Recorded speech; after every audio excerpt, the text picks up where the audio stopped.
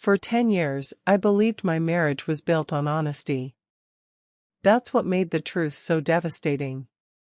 Because when I finally uncovered my husband's lie, I realized our entire life together had been carefully constructed around something he had hidden from me since the very beginning. And the worst part? I would have never known, if it hadn't been for one envelope that arrived in the mail. When I met Daniel, I was 28 and newly moved to Chicago. I had just started a job as a project coordinator for a marketing company and knew almost no one in the city. Daniel worked in the IT department for the same company. He was the kind of man people trusted instantly: calm voice, warm smile, steady eyes that made you feel safe. We started talking during lunch breaks. Then coffee after work. 3 months later, we were inseparable. Daniel told me about his childhood growing up in Ohio. He said his parents had divorced when he was young and that he had lost touch with most of his extended family. He didn't talk about them much. At the time, I thought it was simply a painful topic. Now I realize it was the first lie. But back then, nothing about Daniel felt suspicious. He was attentive, thoughtful, and incredibly supportive.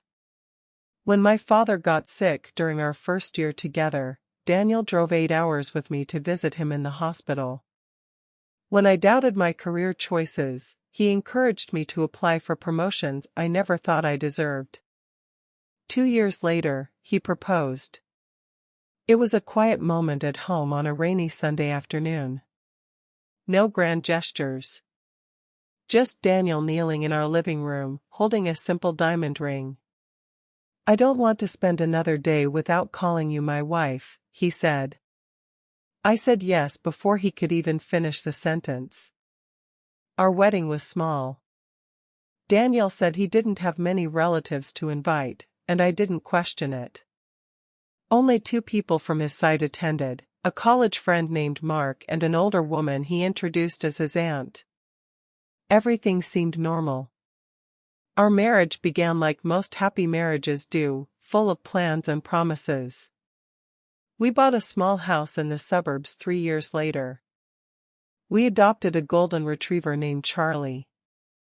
We talked about children but agreed to wait until our finances were more stable. Years passed quickly. And Daniel remained the same loving husband I had always known. Or so I thought. Looking back now, I realize there were signs. Small things that didn't quite make sense. For example, Daniel always handled our taxes himself. He insisted he preferred doing them alone because he trusted no one with financial information. At the time, I admired his responsibility. Another thing was his occasional weekend trips.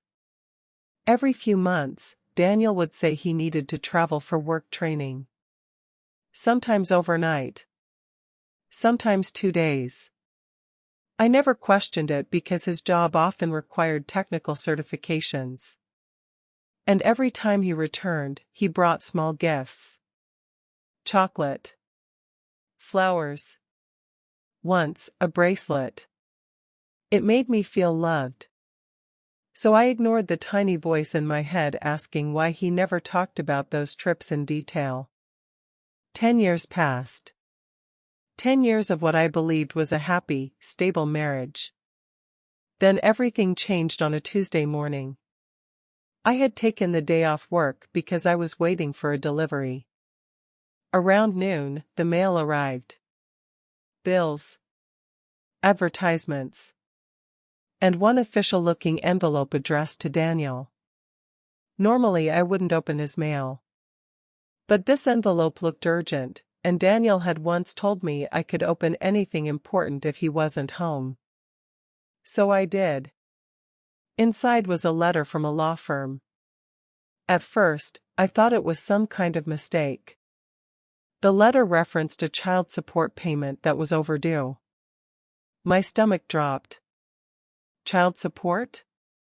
Daniel and I didn't have children. I read the letter again. Then again. And that's when I noticed the date.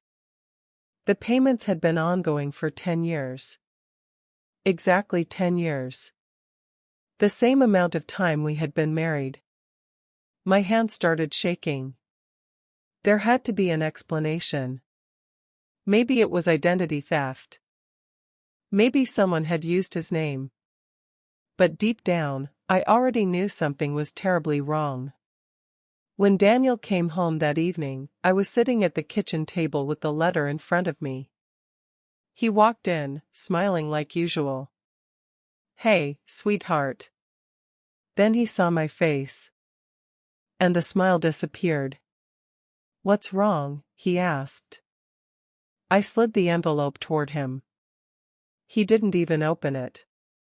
His eyes just stared at the logo on the top corner. And that's when I knew. Daniel knew exactly what it was. His shoulders slowly slumped as if the weight of the truth had finally caught up with him. "How long?" I asked quietly. He rubbed his face with both hands. "I can explain." "That's not what I asked." Silence filled the room. Finally, he whispered. 10 years. The same answer written in the letter. My chest felt like it had collapsed. "You've been paying child support, our entire marriage?" "Yes." The word barely left his mouth. "Who is the child, Daniel?" He didn't answer immediately. And that hesitation hurt more than anything else. Finally, he said, "My daughter." The room felt suddenly too small. "You have a daughter?" I whispered. "Yes." "How old?" He closed his eyes. 11. Which meant she had been born before we got married. Before we even got engaged. "Why didn't you tell me?" I asked. Daniel's voice cracked. "Because I was afraid you would leave." The truth spilled out slowly that night. 10 years earlier, before we met, Daniel had a brief relationship with a woman named Claire. It lasted only a few months. When they broke up, Claire told him she was pregnant. Daniel panicked. He was young, broke, and terrified of becoming a father. Claire decided to raise the child alone but asked Daniel to provide financial support. So they made an agreement. He would pay child support. But he would stay out of the child's life. "No contact?" I asked. Daniel nodded. "It's what Claire wanted." "And you never thought your wife deserved to know?" "I wanted to tell you," he said quickly. "Many times." "But you didn't." "No." I stared at him. 10 years. 10 years of secrets. How could you build a life with me while hiding something like that? Daniel's eyes filled with tears. "I thought if I told you, you'd see me differently." I laughed bitterly. "You're right." Because I did see him differently. The man I thought I knew suddenly felt like a stranger. For weeks after that night, I barely spoke to him. I slept in the guest room. I went to work early and came home late. Daniel tried to talk. I wasn't ready to listen. But the thing that haunted me most wasn't just the lie. It was the child. An 11-year-old girl who existed somewhere in the world. A girl connected to the man I loved. I couldn't stop thinking about her. What was her name? What did she look like? Did she know about her father? One evening, curiosity got the better of me. I asked Daniel, "Does she know about you?" He hesitated. Then nodded. "Yes." "What's her name?" "Emily." And that's when something inside me shifted. Because suddenly she wasn't just a secret. She was a real person. A month later, another envelope arrived. But this one wasn't from a lawyer. It was from Claire. Inside was a short note. Daniel. Emily wants to meet you. My heart started pounding. I looked up at Daniel. He looked terrified. I didn't ask for this, he said. But she did, I replied softly. For 10 years, Daniel had hidden a child from me. But now the truth was standing at our door. And neither of us could pretend it didn't exist anymore. 2 weeks later, we met Emily at a small cafe.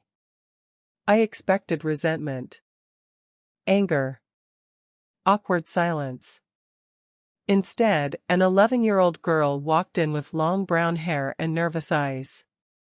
And the moment Daniel looked at her, I saw something I had never seen before. Pure, overwhelming emotion. He whispered her name like it was something sacred. Emily. The girl smiled shyly.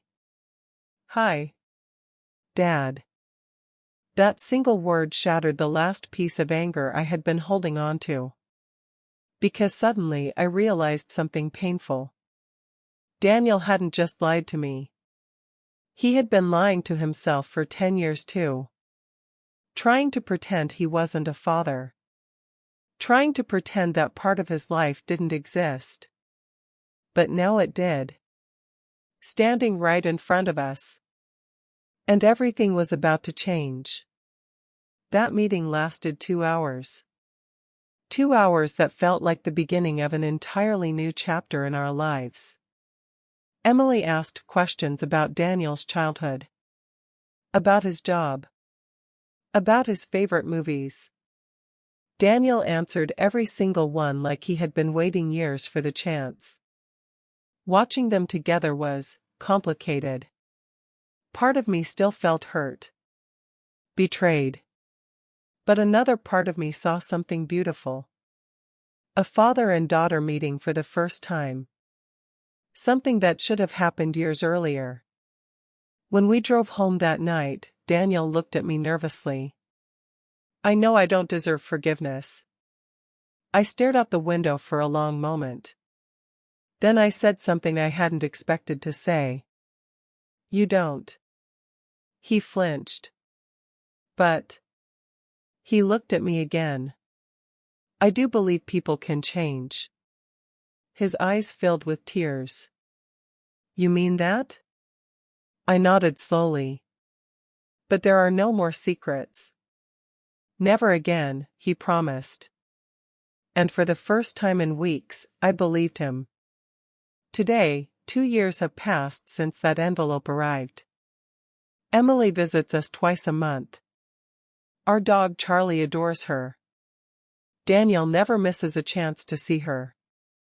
Sometimes I still think about those 10 years of lies.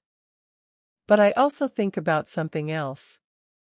If I had never opened that envelope, Daniel might have continued living in fear.